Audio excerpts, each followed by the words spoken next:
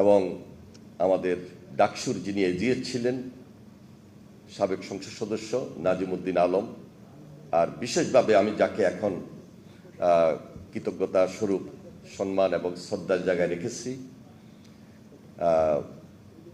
মাহমুদা সালাম চাচি আমাদেরকে অত্যন্ত স্নেহ করতেন, এখনও করেন। আমি ওনাকে আন্তরিকভাবে ধন্যবাদ জানিয়ে উপস্থিত মঞ্চে যারা রয়েছেন সবাই প্রতি কৃতজ্ঞতা প্রকাশ করছি। উপস্থিত সামনে যারা রয়েছেন সবাই আন্তরিকভাবে ধন্যবাদ গ্রহণ করবেন।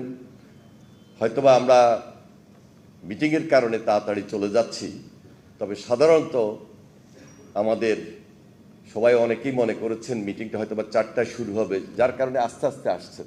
লোক যে কম হয়েছে তা কিন্তু না, হয়তোবা 4টার পর 4:30টার পর আরও অনেকেই চলে আসবেন।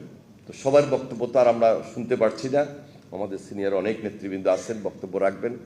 এবং আমাদের ব্যারিস্টার আব্দুল সালাম তালুকদারের মেয়ে, উনি এখানে উপস্থিত রয়েছেন। আমি ওনার প্রতিও কৃতজ্ঞতা প্রকাশ করছি, ধন্যবাদ জানাচ্ছি, আন্তরিকভাবে দাওয়াত করেছেন। সবাইকে সংগ্রামী সালাম এবং অভিনন্দন জানিয়ে আমি আমার বক্তব্য শেষ করছি। খোদা হাফেজ। বাংলাদেশ জিন্দাবাদ।